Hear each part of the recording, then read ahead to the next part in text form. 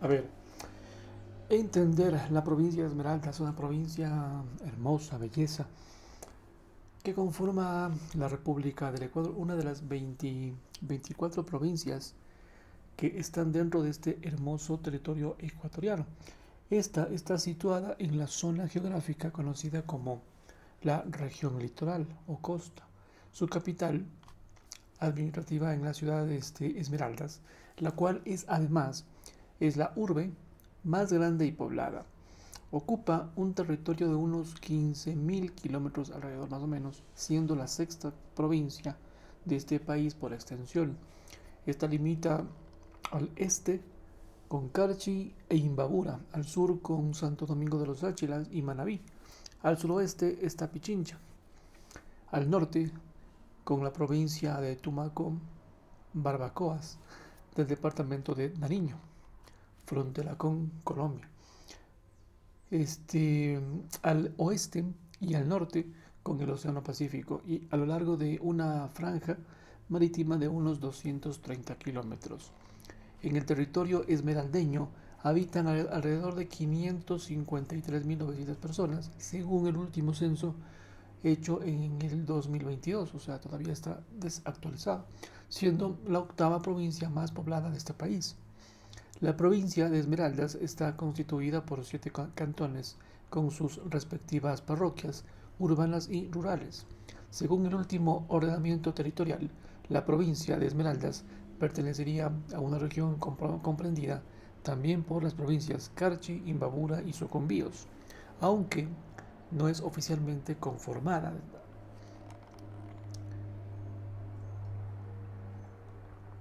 Es conocida como la provincia verde por su gran cantidad de productos agrícolas. Esmeraldas es uno de los más importantes centros administrativos, económicos, financieros y comerciales que tiene el país. Las actividades principalmente de la provincia son el comercio, la ganadería, la industria y la agricultura. Gran parte de su economía depende de la exportación de camarón y banano. Además de este, se produce cacao, tabaco y café. Son importantes en la pesca, la industria petroquímica y el turismo. La provincia verde es conocida como Esmeraldas, además de por sus hermosas playas, sus paisajes exuberantes, su clima cálido y húmedo, y por ser tradicionalmente el territorio afroecuatoriano por excelencia. Es asimismo que las selvas esmeraldeñas son cuna de 3 de las 4 nacionalidades indígenas de la región litoral: los cayapas, los éperas y los aguas. El área de la provincia fue cuna de culturas como los atacames, los tolas y los cayapas. La colonización española se dio el 21 de septiembre de 1526, cuando Bartolomé Ruiz echó anclas en la desembocadura de un río, el Río Grande, denominó al sector como San Mateo. Vea, durante este periodo, la entidad máxima y precursora de la provincia sería el gobierno de las Esmeraldas. Después de la guerra independentista y la anexión del Ecuador a la Gran Colombia, se crearía la provincia como tal de Pichincha el 25 de junio de 1824, en la que dentro de sus límites se encuentra el actual territorio esmeraldeño. El 20 de noviembre de 1847 se crea la octava provincia del país, la provincia verde, la provincia de Esmeraldas. Prehistóricamente hablando, la cultura de Tumaco la Tolita fue cultura precolombina que se difundió por la región costera de Colombia y Ecuador. Dos de los yacimientos más notables de esta cultura estarían en la Tolita, hoy Cantón Eloy Alfaro, de los que forma su nombre, dependiendo de la fuente, claro. Puede aparecer denominada también como cultura tumaco o la tolita.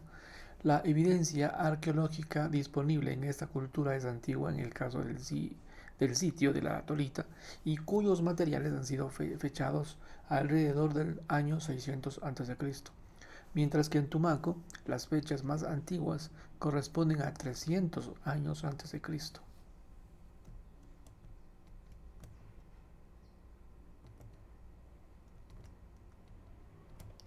Vea. Bartolomé Ruiz, en cuanto a la conquista, él echó anclas en la desembocadura del Río Grande y fue recibido amistosamente, según el historiador Federico González Suárez. Ruiz encontraría en estas orillas del río tres pueblos cuyos habitantes estaban engalanados con el oro. El piloto continuó su viaje por la costa y regresó con Pizarro Almagro y sus hombres. Desembocaron en una bahía a la que, por la fecha de su arribo, lo llamarían San Mateo. San Mateo de las Esmeraldas. Entonces, el 21 de septiembre de 1526, la recepción por los originarios ya fue amistosa, por lo que reembarcaron a Pizarro y se quedaría aguardándose refuerzos en la isla del Gallo. El año 1531 volvería Pizarro para la definitiva conquista. La colonia Esmeraldas era conocida como tierra de los yumbos, a quienes se consideraba como indios, salvajes y peligrosos. Estas tribus eran las de los niguas, los lachis, los campaces, málabas y cayapas. La falta de caminos seguros mantuvo a esta provincia aislada hasta fines del siglo XVIII. El primero que trabajó en la empresa de comunicar esmeraldas con la sierra fue don Pedro Vicente Maldonado, quien dedicó 7 años a abrir un camino de herradura que partía desde Cotocollao y continuaba por Nono, hasta establecer un embarcadero en la confluencia de los ríos Caoné y Blanco, o Caone, mérito que lo convertiría en el único gobernador y teniente de Atacames, recibiéndose el título en nombre del rey Felipe V de España. En esta época, la provincia de Esmeraldas comenzaba en la isla de Tumaco y se prolongaba hasta la bahía de Caracas. Desde la anulación definitiva de la gobernación de Caracas, además de estos fueron territorios que incluían a Cabo Pasado y los territorios de los asentamientos chonanas en el actual cantón Chone. Es decir, toda la noche de la provincia, es decir, todo el norte de esta provincia de Manabí tenía 2000 habitantes y la antigua población de Esmeraldas estaba ubicada en el punto donde el río Viche desemboca en el río Esmeraldas. Su nombre oficial fue el de Gobernación y Tendencia de Atacames, como lo rectificó la presidencia de Quito y la corona española. La población negra de la provincia es mayoritaria, según el historiador Federico González Suárez.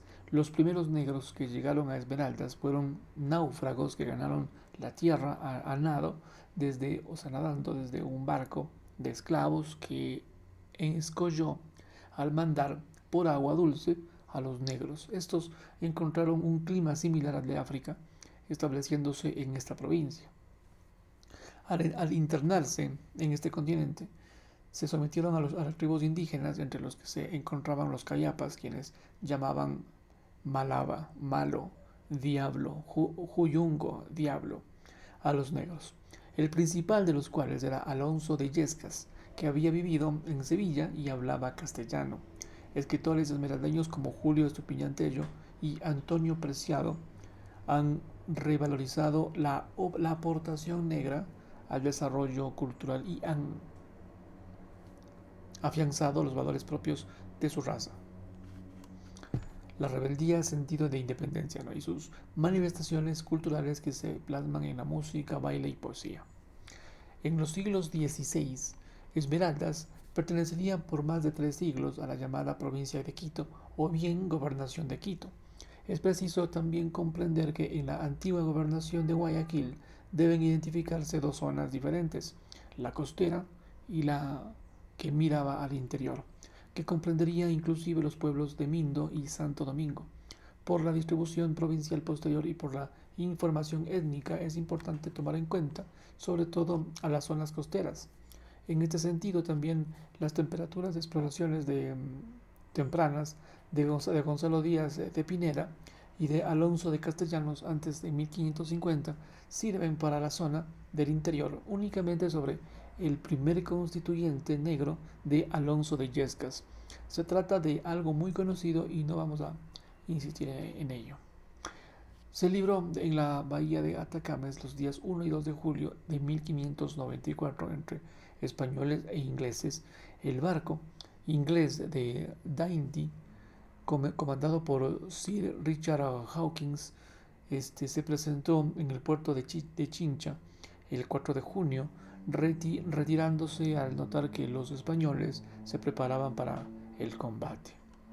Los españoles que vigilaban al corsario enviaron a tres naves con 74 cañones y 300 tripulantes comandadas por Beltrán de Castro, que salieron del puerto de Callao en su persecución el 1 de julio. Al doblar la punta de Súa junto a Atacames, los españoles encontraron al de Dainty, contra el que iniciaron un combate que tuvo que suspenderse al llegar la noche.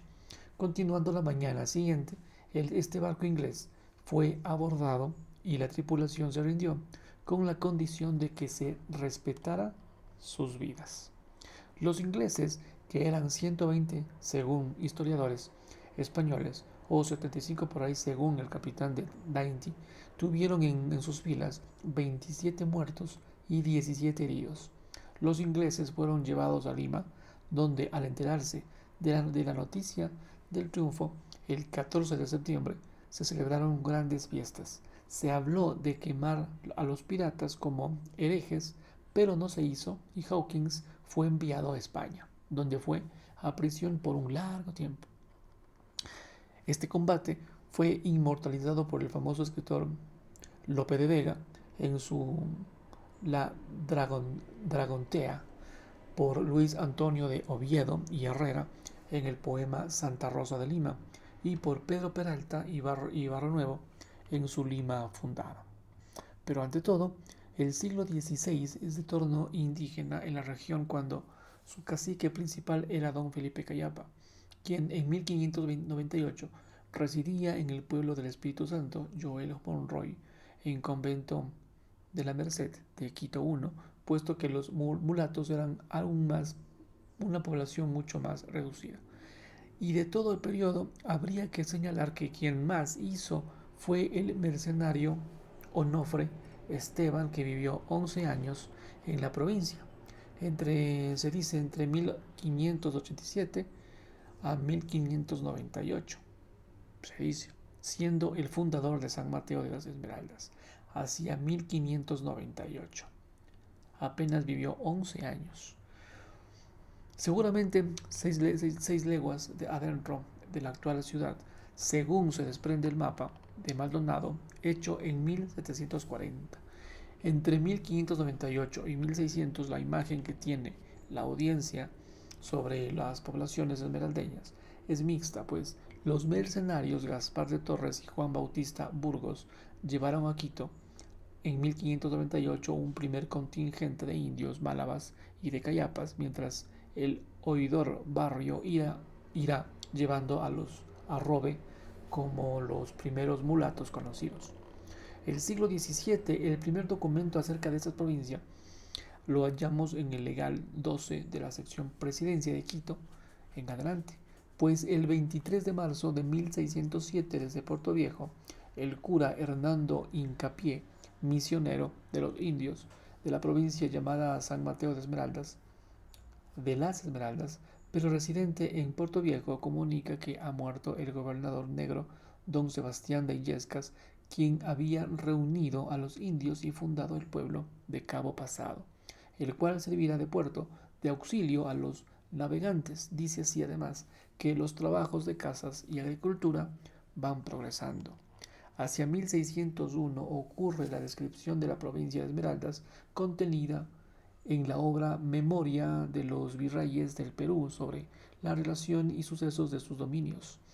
En la página 193, numeral 62, en dicha obra se relata específicamente sobre la situación en la que se encontraba la actual provincia de Esmeraldas a principios del siglo XVII, y dice lo siguiente: Provincia de Esmeraldas. Su Majestad me tiene mandado por una cédula fecha en Valladolid a 29 de marzo de 1601 que procure pacificar la provincia de Esmeraldas y que cometa las superintendencias al presidente de la Real Audiencia de Quito, por caerle más cerca y a la mano, y habiéndola encargado en años pasados la misma audiencia al doctor Juan del Barrio.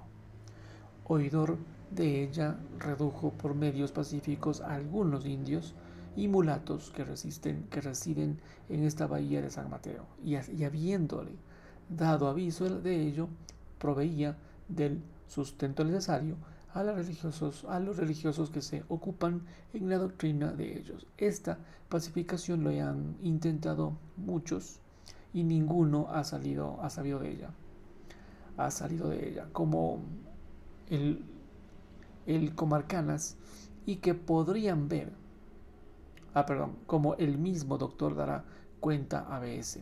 Hay noticia de que por ahí se puede entrar a otras provincias comarcanas y que podrían ser útiles al comercio y trato con Panamá, además del servicio que se hará al Señor, a nuestro Señor, que en convertir las almas de los naturales. BS dice: mandará a ver la cédula y en conformidad de ella proveer lo que en ella convenga. Y como no hay orden de gastar con tales jornadas de la Real Hacienda, hace de aguardar a que algunos los apelezcan. Bueno, en efecto, para 1607 la capital de la gobernación se establece en Cabo Pasado, a donde el mulato Illescas y el cura Hincapié habían llevado unos 40 indios y unos 15 mulatos de otro sitio, cuyo nombre desconocemos. Así dice. Para entonces ya no se habla tanto de las piedras esmeraldas, sino más bien de la riqueza en pita y cabuya. Pero como al mismo tiempo en la audiencia se daba un gran desarrollo minero en Zaruma y cerca de Cuenca, Esmeraldas dejaría de ser un embrujo y entra en un cuasi abandono. Desde ahí abandonado.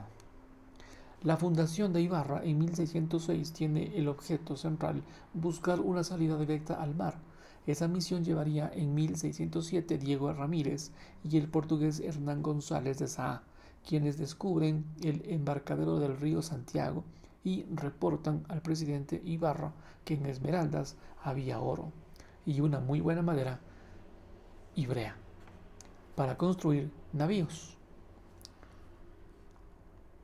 Entre 1610 y 1619, de nuevo, el eje vital de Esmeraldas es indígena, pues se suscitan dos sublevaciones de malabas, Huazú y Nurupes, liderados por el curaca o cacique Gualopiengo. Alfredo Costales, en la página 333, indica de esto: 90 años después de la conquista de los indios de Esmeraldas, seguirían demostrándose su rebeldía. El 4 de abril de 1630, y en 8 folios, los oficiales reales de Quito presentaron un listado de gastos correspondientes a la doctrina de los indios Esmeraldas entre 1624 y 1627, es decir, con 3 años de retraso. Lo dice así: la segunda migración africana hacia 1640, y lo dice Pedro Vicente Maldonado un siglo después, 100 años. Cabildos de Quito, volumen 19, página 1 en adelante, empezaría diciendo la llegada de esclavos africanos huidos de las minas de Barbacoas, el cual se sumaría al inicial y el débil importancia poblacional que fue el de los Illescas un siglo antes. De acuerdo a los estudios publicados sobre la procedencia de los esclavos llegados a las minas de Barbacoas, tendríamos que los mandingas, procedentes exclusivamente de esta época del valle de Gambia; los congos de habla bantú, procedían del río Congo y cerca de la zona Suráfrica. En la obra esclavitud en la costa pacífica se ha corregido a los colmenares, pues este cree que la migración del Congo fue muy posterior. Así dice, los angolas, venidos del suroeste de África. Hacia el siglo XVIII, en este, varios comerciantes quiteños y pastusos solían asistir por meses a 3 pueblos que entonces tenía la gobernación de Esmeraldas a hacer sus negocios, y eran San Mateo de Esmeraldas, San Pedro de Atenas de Cayapas y el pueblecito de Lanchas. Estos dos últimos eran como las avanzadas del soñado camino de Ibarra al mar Cristóbal, bueno, al mar. Los comerciantes que por entonces viajaban a la zona eran Francisco Bermeo, José Caballero de la Vega y Lucas Fernández de Córdoba. Este vecino de Pasto, en mayo de 1700 estos declararon acá en Quito, que habían visto a los mercenarios decir misa y administrar sacramentos en la zona. De esta manera se han podido cobrar sus estipendios los curas de San Mateo, Fray Cristóbal Bolaños Pastuso, y Fray Juan de Villalba, Fray Francisco Montenegro, misionero de Cayapas, y Fray Félix Carvajal, doctrinero de Lanchas. El abandono de Esmeraldas fue mayor en el siglo XVIII en ningún otro. En medio de este olvido, Maldonado actuó en Esmeraldas entre 1738 a 1740, según lo declara él mismo. Fue el fundador de la Tola, y allí había unos 120 indios, 60 mulatos y 60 negros. No tenía cura y le atendía de vez en cuando el coadjutor de Tumaco. San Mateo de las Esmeraldas en estos años 1740 eran un puerto miserable. Tenían 450 personas y todos ambos. Lo dice así. Es decir, era una población absolutamente mezclada de negros con indios cayapas. Atacames, según el mismo Maldonado, se había fundado solamente por pocos años antes. Tenía 200 personas, de ellas 50 españoles, 50 mestizos, 50 indios, 50 mulatos. Ni más ni menos. Era un añejo del curato de Esmeraldas. Los pueblos del interior de la provincia eran absolutamente indios. Lachas, cayapas, juntas, etc. Maldonado observó que habían también unos 5 grupos de indios de la costa que no se habían sometido a nadie y que ni siquiera se les conocía. Estaban en la cabecera Río Verde, y otros eran los Carnovi, los Malabas, los Sindales y los Atacames.